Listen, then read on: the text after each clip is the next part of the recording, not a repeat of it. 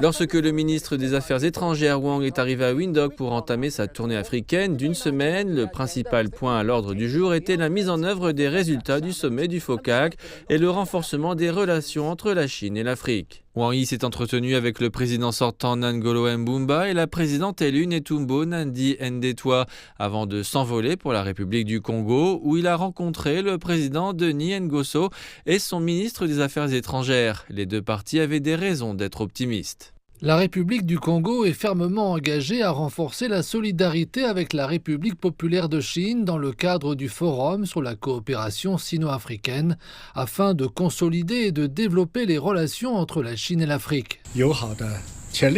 Conformément au consensus atteint entre le président Xi Jinping et le président Nguesso, nous avons décidé de construire une communauté d'avenir partagé Chine-Congo de haut niveau, ce qui en fait un modèle pour la construction d'une communauté durable d'avenir partagé Chine-Afrique dans la nouvelle ère. Au Tchad, le ministre chinois des Affaires étrangères a rencontré le président Mahamat Déby avant de terminer son voyage par une visite au Nigeria, où il s'est entretenu avec le président Bola Tinubu. Dans un communiqué, Wang Yi a déclaré qu'il avait eu des entretiens approfondis avec les dirigeants des 4 pays sur la mise en œuvre des résultats du sommet du Forum sur la coopération sino-africaine 2024 qui s'est tenu à Beijing et qu'ils étaient parvenus à un large consensus. Il a déclaré que la Chine était disposée à travailler avec l'Afrique sur les 10 actions de partenariat sur la modernisation proposées par le président Xi Jinping, parmi lesquelles des droits de douane nuls sur certains articles et à améliorer la coopération en matière d'investissement et de commerce.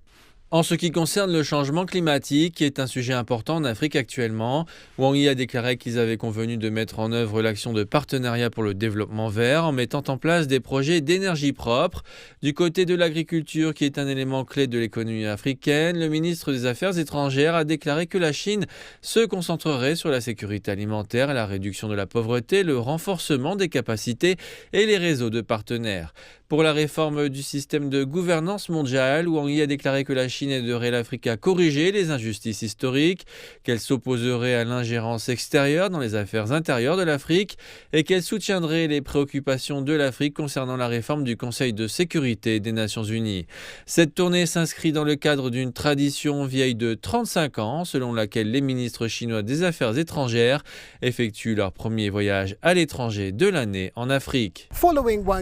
À la suite de la visite de Wang Yi en Afrique, les bases du plan d'action FOCAC de Beijing 2025-2027 ont été établies. La phase suivante est sa mise en œuvre.